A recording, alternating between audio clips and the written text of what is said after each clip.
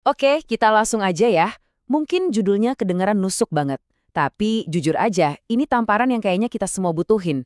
Gini, menurut sumber materi kita, umur 31 tapi belum punya aset sama sekali, itu udah bukan lagi fase, santai, nanti juga bisa. Bukan. Itu udah masuk zona merah, zona darurat finansial. Kalau kamu sekarang masih bisa ngetawain teman yang lagi jatuh di umur segini, mending hati-hati deh. Besok-besok bisa jadi itu kamu. Anggap aja kamu lagi jalan di atas tali, di tengah badai, tanpa jaring pengaman. Kepleset dikit, kelar. Udah, cukup nyangkalnya. Yuk kita hadapi faktanya. Nah, ini dia intinya. Kalimat ini emang kasar, tapi jujur 100%. Umur 20-an itu kan panggung kita buat coba-coba, bikin kesalahan, ngerasa waktu masih panjang banget.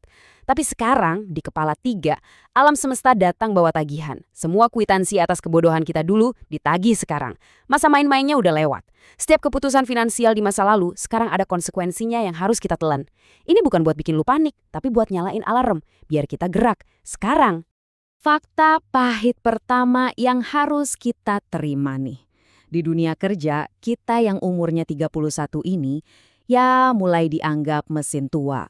Tenaga kita udah nggak seprima dulu, dan nilai jual kita di pasar kerja bisa anjlok kalau nggak punya skill yang benar-benar spesial. Coba deh kita lihat perbandingannya. Lihat nih, di satu sisi ada anak umur 22 baru lulus. Energinya, luber-luber. Skillnya paling update sama teknologi sekarang. Nggak banyak nuntut, dan yang paling penting, mau digaji UMR. Terus, di sisi lain, ada lu, umur 31. Punggung udah mulai akrab sama koyo, mata udah capek liatin laptop, disuruh lembur 24 jam, modal kopi saset doang udah ogah. Buat perusahaan, ini hitung-hitungan simpel aja, untung rugi. Dan ini poin paling brutalnya. Jangan pernah, sekali lagi, jangan pernah percaya kalau kantor itu keluarga. Itu cuma omong kosong marketing. Korporasi itu predator, dan lu cuma angka di laporan keuangan. Cuma satu baris pengeluaran yang bisa dihapus kapan aja atas nama efisiensi. Begitu ada kandidat yang lebih muda, lebih murah, dan kelihatannya lebih produktif, nama lu langsung ada di paling atas daftar eliminasi. Selamat datang di dunia nyata, kawan. Terus gimana cara ngelawannya? Sumber kita ngasih strategi cerdas dari jalanan jadi maling waktu dan ilmu. Bukan maling beneran ya, tapi nyolong waktu abis jam kerja. Waktu yang biasanya lu pakai buat scroll-scroll nggak jelas, pakai buat belajar skill digital gratis dari YouTube. Pelajarin tuh FB Ads, copywriting, jadi admin marketplace, apa aja. Udah bisa, jual jasa lu sebagai freelancer. Dapat duit tambahan, jangan buat beli kopi kekinian atau nambah cicilan. Langsung masukin ke emas atau reksadana. Inilah jaring pengaman yang lu bangun sendiri, bukan nunggu dikasih. Oke, kita masuk ke fakta pahit kedua, dan ini mungkin yang paling nyesek buat banyak dari kita. Di umur segini, peran kita kebalik. Dulu kita yang jadi beban orang tua, sekarang gantian. Mereka jadi tanggung jawab kita. Yap, selamat datang di generasi sandwich. Tapi istilahnya lebih horor lagi. Generasi sandwich tanpa roti, lo kejepit di tengah.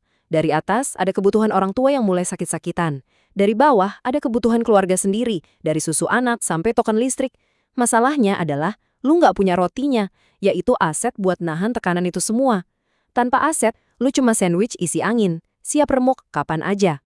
Kutipan ini, sumpah, ini gambaran keputusan asaan yang paling dalam. Coba dibayangin momennya. Lo lagi di depan ATM, saldo sisa gocapan 50.000 doang. Cuma cukup buat makan 2 hari, itu juga ngepas.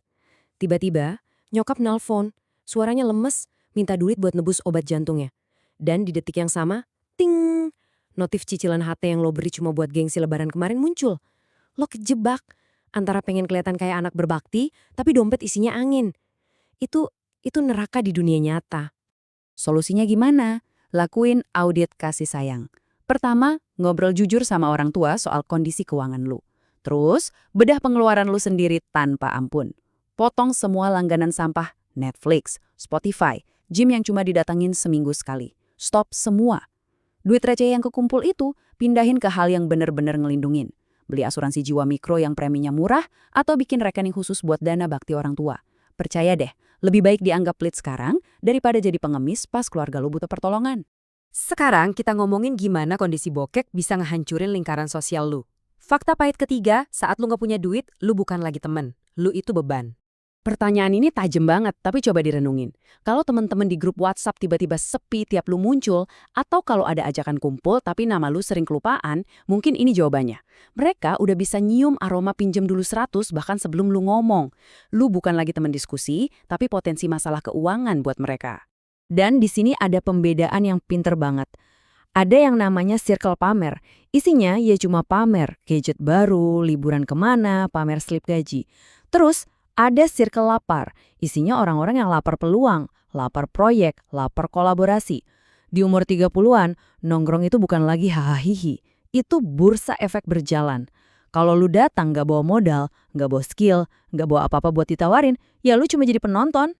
Jadi solusinya bukan ngemis pertemanan, tapi bangun modal sosial. Cepat keluar dari circle pamer itu. Cari orang-orang yang lapar tadi. Pas masuk jangan datang tangan kosong. Kalau nggak punya duit buat diajak patungan bisnis, tawarin tenaga lu, tawarin skill lu. Bro, usaha lu butuh poster? Sini gua desainin. Jadilah orang yang ngasih nilai.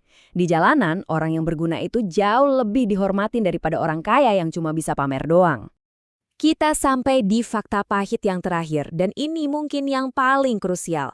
Aset lu yang paling mahal, paling berharga, sekaligus paling rapuh, itu adalah kesehatan lu sendiri. Banyak dari kita ngerasa aman cuma gara-gara punya kartu BPJS. Ini jebakan Batman, hati-hati. BPJS emang bakal nanggung biaya rumah sakit, tapi BPJS nggak akan bayarin cicilan rumah lo, nggak akan beliin susu anak lu, dan nggak bakal bayar tagihan listrik pas lu cuma bisa tiduran di kasur dan nggak bisa cari duit. Satu aja diagnosis dokter yang serius bisa langsung jadi kiamat finansial buat keluarga. Terus gimana dong? Mulai dari angka ini, 5.000 perak. Coba deh bikin yang namanya tabungan nyawa manual. Ambil kaleng biskuit bekas, tiap hari masukin duit 5.000 atau 10.000 ke situ. Lakban yang kencang, biar lu nggak gatel pengen ngebukanya buat beli rokok. Percaya sama gue, duit cash 1 juta di tangan pas kondisi darurat medis itu jauh lebih sakti daripada limit kartu kredit atau pay letter puluhan juta yang siap nyekek lu pakai bunga. Selain itu, lakuin investasi kesehatan paling murah tapi dampaknya paling gede. 1. Putusin hubungan sama minuman manis, boba, dan teman-temannya. 2. Kalau agama lu ngebolehin, coba puasa Senin Kamis. 3. Paksa diri buat jalan kaki 30 menit tiap hari. 3 hal ini gratis, tapi bisa nyelamatin lu dari keharusan jual aset atau ngutang puluhan juta buat biaya rumah sakit nanti. Sehat itu aset, inget itu. Oke, kita udah bedah semua fakta pahitnya. Pusing? Bagus. Tapi kita nggak berhenti di sini. Bagian terakhir ini adalah tentang jalan keluar. Tentang gimana caranya lu bisa ngerebut lagi nasib lu. Anggap aja ini panggilan perang. Perintah pertama, dan ini yang paling utama. Buang gengsi lu ke selokan. Sekarang juga. Bodoh amat orang mau ngomong apa. Emang gengsi bisa bayar tagihan lu? Enggak kan? Emang gengsi bisa nebusin obat nyokap lu? Enggak. Gengsi itu cuma penjara mewah yang lu bangun sendiri. Udah, lakuin apa aja yang penting halal buat nyambung hidup. Perintah kedua, fokus ke dalam diri lu. Asah skill lu sampai setajam silet. Di dunia yang keras ini, nilai lu itu setara sama kegunaan lu. Belajar terus, latihan terus, jadi lebih baik terus. Cuma itu satu-satunya senjata lu buat naikin nilai tawar. Dan yang terakhir, sadar kalau dunia ini nggak peduli sama lu. Nggak ada yang bakal datang jadi pahlawan buat nyelamatin lu. Lu harus berjuang buat diri lu sendiri, ngerebut nasib lu pakai tangan dan keringat lu sendiri. Berhenti jadi korban, mulailah jadi pejuang. Semua yang kita omongin dari tadi, semua fakta pahit dan solusi jalanan ini, anggap aja ini baru pemanasan. Latihan pertama sebelum perang yang sebenarnya. Pertanyaan terakhir bukan dari gua, tapi buat lu. Abis dengar ini semua, lu siap buat bangkit dan ngelawan? Pilihan ada di tangan lu.